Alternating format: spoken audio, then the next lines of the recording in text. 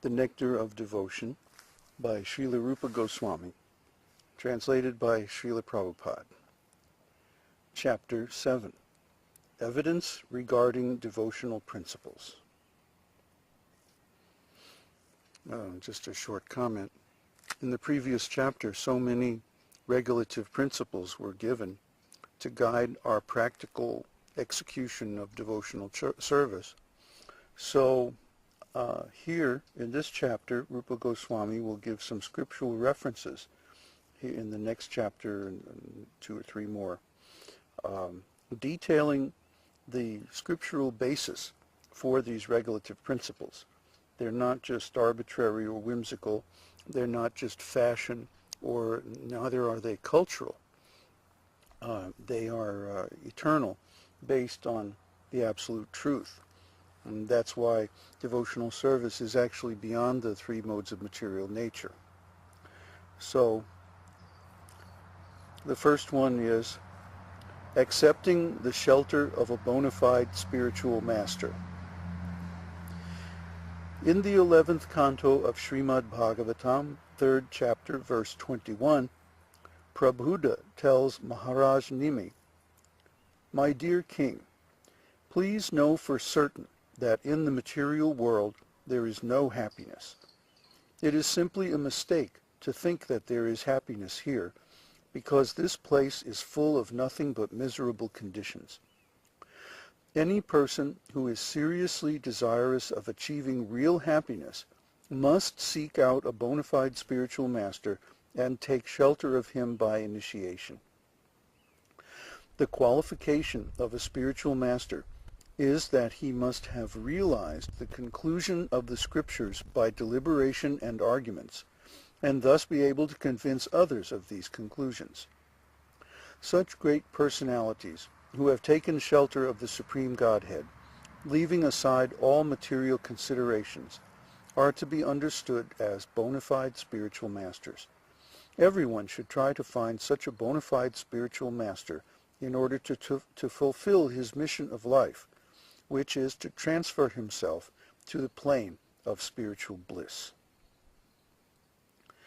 The purport is that one should not accept as a spiritual master someone who is fool number 1, who has no direction according to the scriptural injunctions, whose character is doubtful, who does not follow the principles of devotional service, or who has not conquered the influence of the 6 sense-gratifying agents. The 6 agents of sense gratification are the tongue, the genitals, the belly, anger, the mind, and words.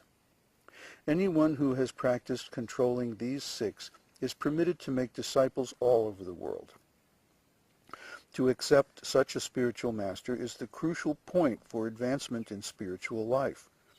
One who is fortunate enough to come under the shelter of a bona fide spiritual master is sure to traverse the path of spiritual salvation without any doubt.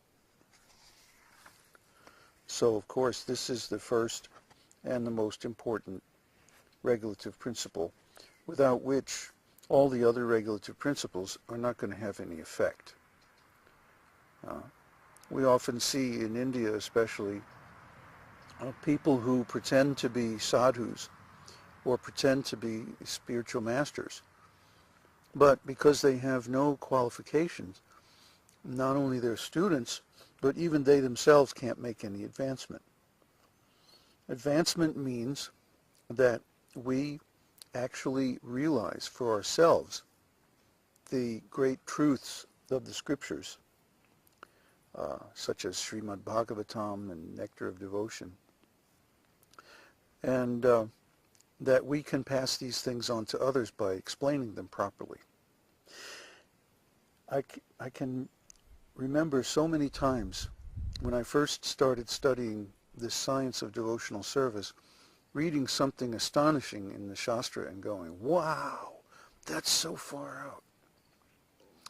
And now, 35 or 40 years later, this is like an ordinary everyday experience. The same thing. The same thing that I read and thinking, oh, this is really far out.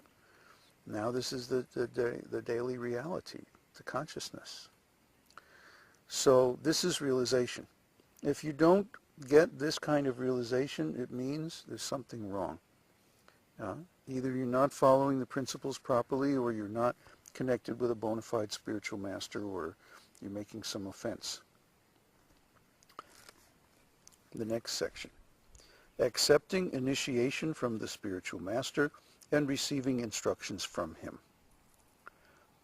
Sage Prabuddha continued to speak to the king as follows. My dear king, a disciple has to accept the spiritual master not only as spiritual master, but also as the representative of the Supreme Personality of Godhead and the Supersoul.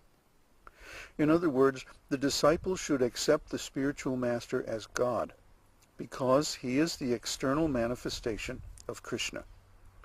This is confirmed in every scripture, and a disciple should accept the spiritual master as such. One should learn Śrīmad-Bhāgavatam seriously, and with all respect and veneration for the spiritual master. Hearing and speaking Śrīmad-Bhāgavatam is the religious process which elevates one to the platform of serving and loving the Supreme Personality of Godhead. The attitude of the disciple should be to satisfy the bona fide spiritual master. Then it will be very easy for him to understand spiritual knowledge. This is confirmed in the Vedas, and Rupa Goswami will further explain that for a person who has unflinching faith in God and the spiritual master, everything becomes revealed very easily. So this may be difficult for new students to accept. Certainly we don't demand that anybody accepts us as God. Quite the opposite. We ask that the students should examine the teaching very carefully, and they should inquire about all their doubts. Surprisingly enough, or not actually, it's not too surprising, the students tend to have the same or similar doubts, and we get the same or similar questions over and over and over again. So we have made every effort to put the answers to those questions in our course, in the approximate order that they usually pop up. And if you take our Bhakta course, you'll find that most of the questions that you'll come up with have actually been anticipated.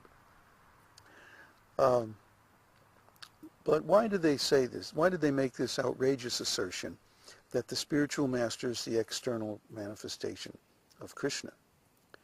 Well, because the spiritual master, or the master teacher, is giving the same instructions as Krishna. Krishna is giving them internally in the form of the Supersoul, and the spiritual master is giving the same instructions externally, directly to the disciple. So the spiritual master is representing Krishna, but he is more accessible to the student than Krishna. So the student can approach the spiritual master with inquiries, whereas he can't do that in the beginning anyway, directly to Krishna. But over time, the student will also learn the means of contacting Krishna directly. That's the whole point. So if you've been chanting for some time and you still haven't felt this direct communication from Krishna, then you need to check yourself and see what's wrong. The best students are those whose attitude is one of wanting to satisfy the spiritual master. They make advancement much more quickly. Krishna reveals to them confidential things that he doesn't reveal to the more casual students. So if you really want to learn this transcendental science, then you have to take the proper attitude towards your spiritual master. And then Krishna will reveal very easily. The next section is serving the spiritual master with faith and confidence. Regarding accepting initiation from the spiritual master, in the 11th Canto of Śrīmad-Bhāgavatam, 17th chapter, verse 27, it is stated by Lord Krishna, "My dear Uddhava, the spiritual master must be accepted not only as my representative, but as my very self. He must never be considered on the same level with an ordinary human being. One should never be envious of the spiritual master as one may be envious of an ordinary man. The spiritual master should always be seen as the representative of the Supreme Personality of Godhead. And by serving the spiritual master, one is able to serve all the demigods. How is that? Well, the spiritual master's purpose and Krishna's purpose are identical.